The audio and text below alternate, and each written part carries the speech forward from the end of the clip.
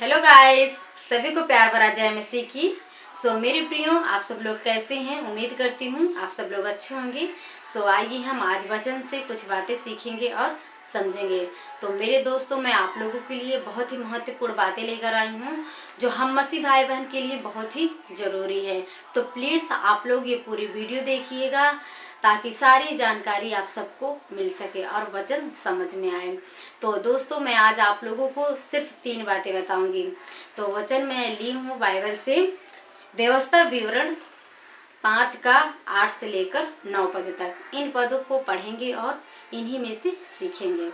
तो दोस्तों, इस प्रकार से लिखा है 8 में, तू अपने लिए कोई मूर्ति खोदकर ना बनाना, ना किसी की प्रतिभा बनाना जो आकाश में या पृथ्वी पर या पृथ्वी के जल में है। तू उनको दंडवत ना करना और ना उनकी उपासना करना, क्योंकि मैं तेरा परमेश्वर यहोवा जलन रखने वाला ईश्वर हूँ। और जो मुझसे वैर रखता है उसके बेटों, पोते और परपोतों को पितरों का दंड दिया करता हूँ। Hallelujah, hallelujah. मेरे प्रियो, हम वचन पढ़ें। वचन हमें इस प्रकार से सिखाता है कि तू अपने लिए कोई मूर्ति खोदकर ना बनाना। हाँ मेरे प्रियो, नंबर 1 मेरी यही बात है कि हम मसीह में यदि हैं तो हम अपने लिए कोई मूर्ति खोदकर ना बनाएं। मैं किसी अदर मूर्ति की बात नहीं कर रही हूँ कि आप किसी अदर मूर्ति को ना पूजिए, वो तो मना ही है। लेकिन आप यीशु मसीह की फोटो को या उसकी मूर्ति बनाकर बिल्कुल कैंडल उसमें ना जलाएं या वहाँ पर खड़े होकर आंख बंद कर प्रार्थना ना करें, क्योंकि हमारा यीशु मसीह मूर्ति नहीं है। हमारा यीशु मसीह वो स्वर्ग में जीवित परमेश्वर है, वो स्वर्ग में विराजमान है। आप ये सब लोग जानते हैं कि हमारा यीशु मसीह मर गए थे और तीसरे दिन जी उठे हैं। तो मेरे प्रियो, मैं आप लोगों से कहना चाहूँगी, प्लीज़ आप लोग ना क्रॉस की पूजा कीजिए कि हम क्रॉस की पूजा करें और उसके सामने दंडवत करके अपने सिर को झुकाकर प्रार्थना करें कि हमारी प्रार्थना सुन लेंगे। नहीं मेरे प्रियो, हमारी प्रार्थना सिर्फ यीशु मसीह सुन सकते हैं और हम डायरेक्ट उनसे प्रार्थना करें, ना कि कोई मूर्ति के पास जाकर हम सिर को झुकाएं और विनती करें। ऐसा नहीं करना है। और मेरे प्रियो, मरियम की भी फोटो बहुत सारे लोग हैं जो मूर्ति बना लेते हैं और फोटो के सामने मरियम के पास घुटने को टेकते हैं और हाथ जोड़कर विनती करते हैं कि हमारी प्रार्थना सुन लीजिए। वो तो एक साधारण स्त्री थी, वो भली थी, उसके अंदर कोई पाप नहीं थे। तो यीशु मसीह स्वर्गीय पिता उसको इस्तेमाल किए, वो पवित्र थी। हम लोग भी यदि पवित्र रहेंगे तो हमारा यीशु मसीह भी हमें इस्तेमाल करेंगे। इसीलिए वो एक ही साधारण स्त्री है। मेरे प्रियो, हमें मूर्ति के सामने दंडवत नहीं करना, चाहे वो यीशु मसीह की क्यों ना हो। हमारा यीशु मसीह मूर्तियों में नहीं रहते, वो हमारे हृदय में और हमारे दिल में बसते हैं। तो मेरे प्रियो, नंबर 1 यही मेरी बात थी। और दूसरी है मेरे प्रियो, व्यभिचार नहीं करना। हमें व्यभिचार भी नहीं करना। यदि मसीह में आगे की ओर बढ़ना है, यदि मसीह में हमें आगे की ओर बढ़ते जाना है और आशीष को प्राप्त करना है, तो हमें व्यभिचार भी नहीं करना। क्योंकि मेरे प्रियो, ये नहीं कि जब हम शारीरिक संबंध करें या हम एक दूसरे के पास करीबी रहें उसी को कहिए व्यभिचार है।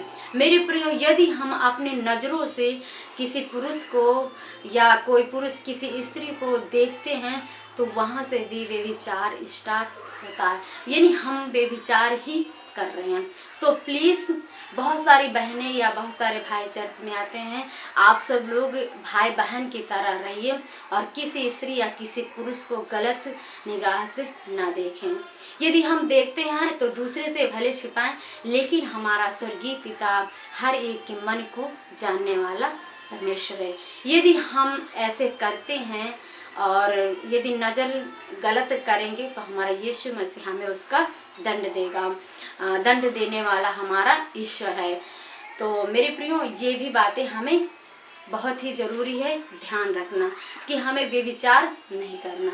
और तीसरी बात है मेरे प्रियो, घमंड।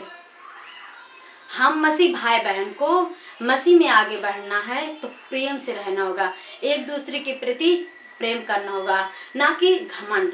यदि हम घमंड करते हैं, क्योंकि जब हम यीशु मसीह में आते हैं तो टूटे हुए होते हैं, बिखरे हुए होते हैं और कहीं शांति नहीं मिलती। यीशु मसीह में हमें शांति और आशीष मिलता है। और जब हमें पर्याप्त मात्रा में परमेश्वर धन दौलत हर सांस और सब कुछ दे देता है तो हमारे अंदर क्या हो जाता है, घमंड, कि मुझसे बढ़कर कोई नहीं है, मुझसे बड़ा कोई नहीं है, मेरे पास इतना पैसा है, ये इतने अच्छे कपड़े हैं, इतने धन दौलत सब कुछ है।